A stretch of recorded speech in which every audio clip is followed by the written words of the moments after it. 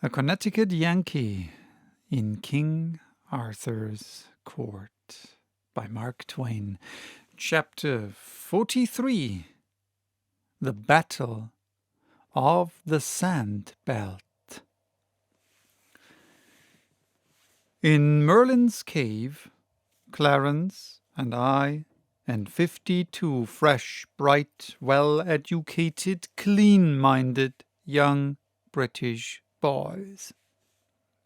At dawn I sent an order to the factories and to all our great works to stop operations and remove all life to a safe distance, as everything was going to be blown up by secret mines. And no telling at what moment, therefore vacate at once. These people knew me and had confidence in my word. They would clear out without waiting to part their hair, and I could take my own time about dating the explosion. You couldn't hire one of them to go back during the century if the explosion was still impending. We had a week of waiting.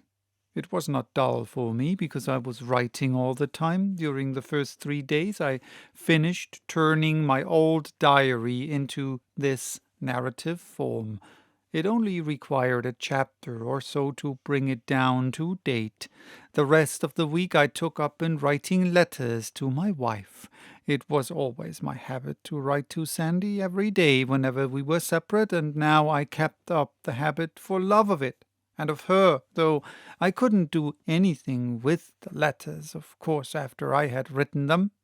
But it put in the time, you see, and was almost like talking. It was almost as if I was saying, Sandy, if you and Hello Central were here in the cave instead of only your photographs, what good times we could have.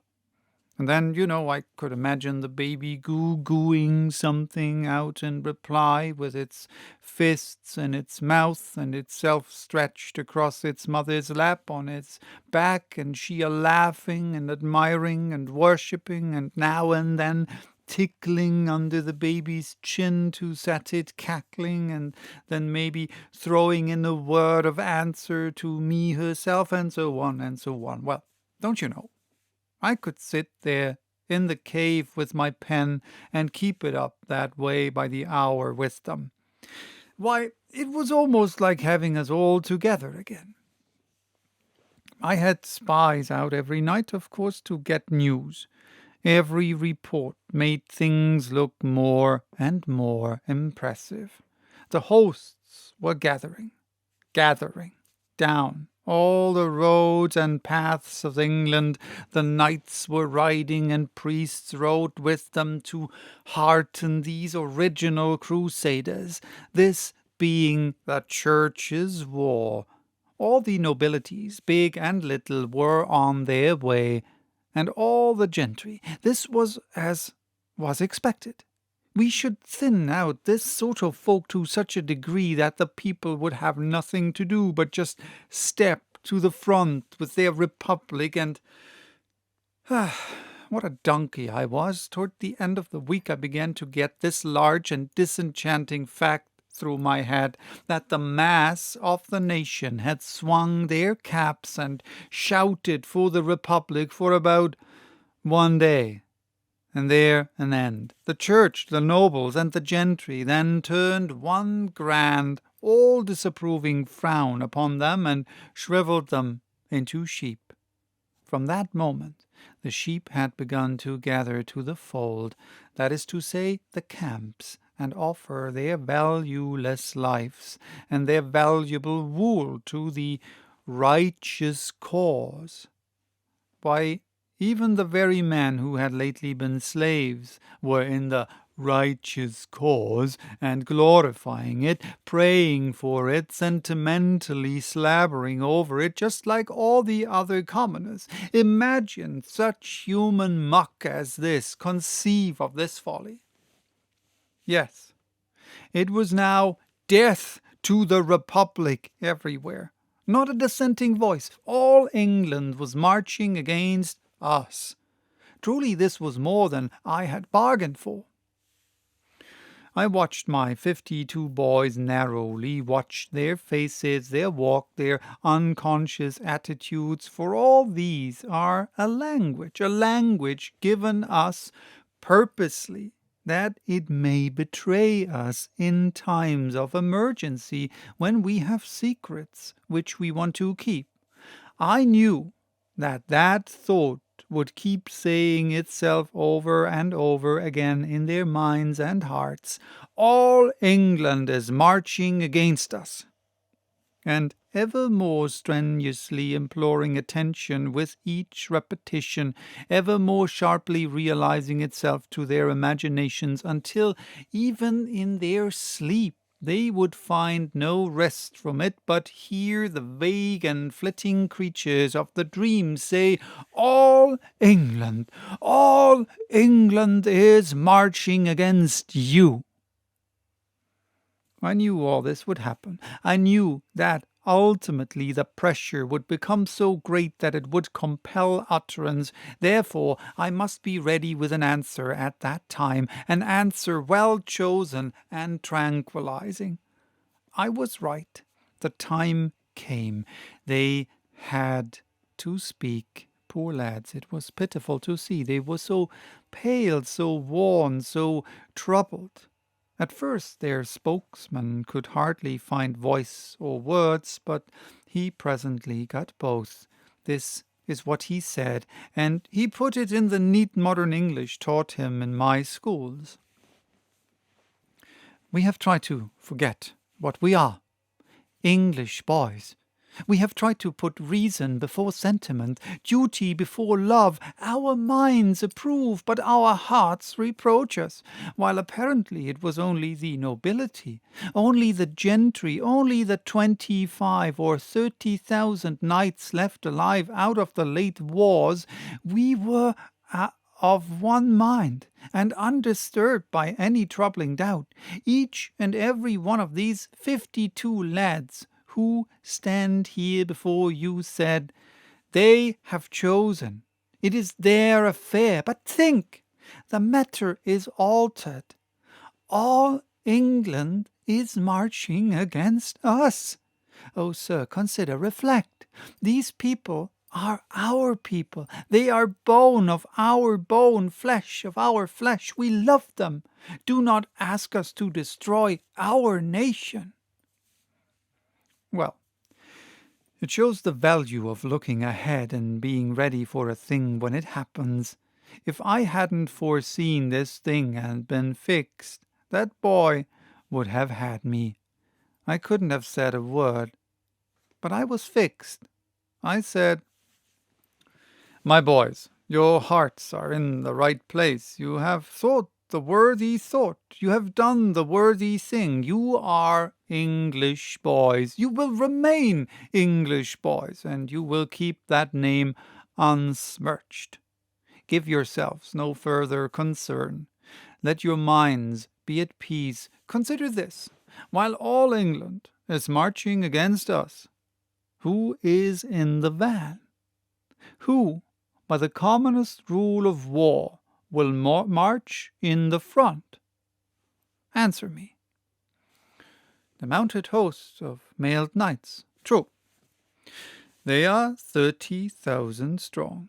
Acres deep they will march. Now observe, none but they will ever strike the sand belt. Then there will be an episode.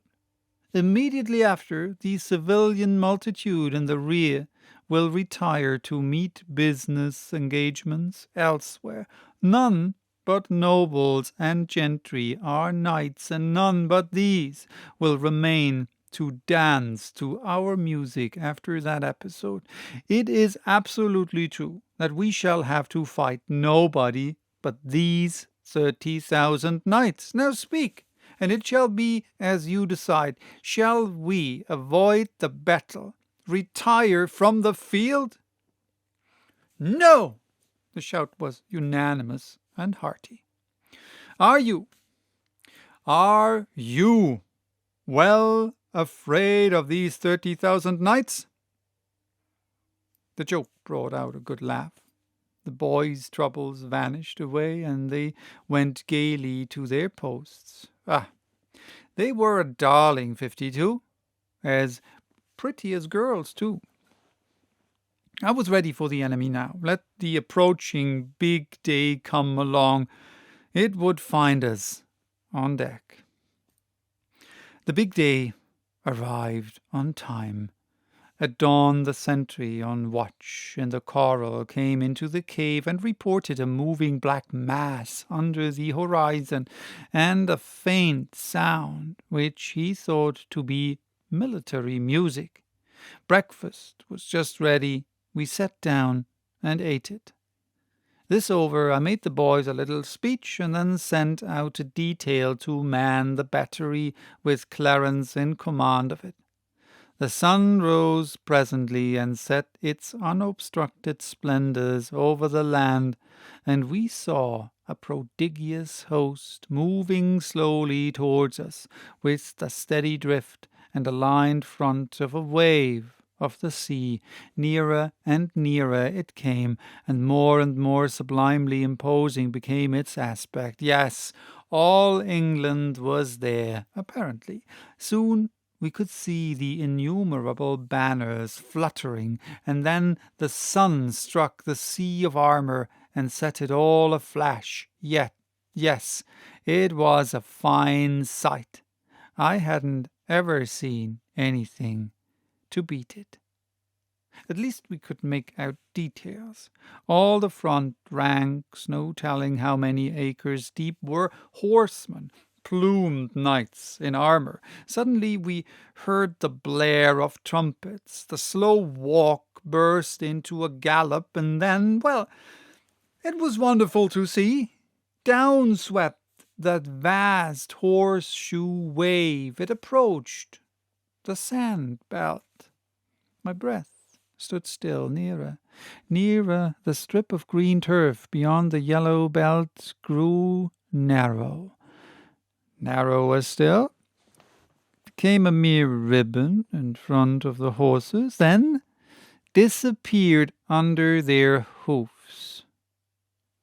Great Scott! Why, the whole front of that host shot into the sky with a thunder crash and became a whirling tempest of rags and fragments, and along the ground lay a thick wall of smoke that hid what was left of the multitude from our sight. Time for the second step in the plan of campaign. I touched a button and shook the bones of England loose from their spine. In that explosion, all our noble civilization factories went up in the air and disappeared from the earth. It was a pity, but it was necessary. We could not afford to let the enemy turn our own weapons against us. Now ensued one of the dullest quarter hours I had ever endured. We waited in a silent solitude enclosed by our circles of wires and by a circle of heavy smoke outside of these. We couldn't see over the wall of smoke, and we couldn't see through it. But at last it began to shred away lazily, and by the end of another quarter hour the land was clear, and our curiosity was enabled to satisfy itself. No living creature was in sight. We now perceived that additions had been made to our defences. The dynamite had dug a ditch more than 100 feet wide all around us, and cast up an embankment some 25 feet high on both borders of it. As to destruction of life, it was amazing. Moreover, it was beyond estimate. Of course, we could not count the dead, because they did not exist as individuals, but merely as homogeneous protoplasm with alloys of iron and buttons. No life was in sight, but necessarily there must have been some wounded in the rear ranks who were carried off the field under cover of the wall of smoke. There would be sickness among the others. There always is after an episode like that, but there would be no reinforcements. This was the last stand of the chivalry of England. It was all that was left of the order after the recent annihilating wars. So I felt quite safe in believing that the utmost force that could for the future be brought against us would be but small, that is, of knights. I therefore issued a congratulatory proclamation to my army in these words: Soldiers, champions of human liberty and equality, your general congratulates you in the pride of his strength and the vanity of his renown. An arrogant enemy came against you. You were ready. The conflict was brief. On your side, glorious. This mighty victory, having been achieved utterly without loss, stands without example in history. So long as the planets shall continue to move in their orbits, the battle of the sand belt will not perish out of the memories of man. The Boss. I read it well, and the applause I got was very gratifying to me. I then wound up with these remarks. The war with the English nation, as a nation, is at an end. The nation has retired from the field and the war. Before it can be persuaded to return, war will have ceased. This campaign is the only one that is going to be fought. It will be brief, the briefest in history. Also the most destructive to life considered from the standpoint of proportion of casualties to numbers engaged. We are done with the nation. Henceforth we deal only with the knights. English knights can be killed, but they cannot be conquered. We know what is before us. While one of these men remains alive, our task is not finished. The war is not ended. We will kill them all. Loud and long continued applause. I will stop for today. Bye-bye. Till next time with the next part of this chapter.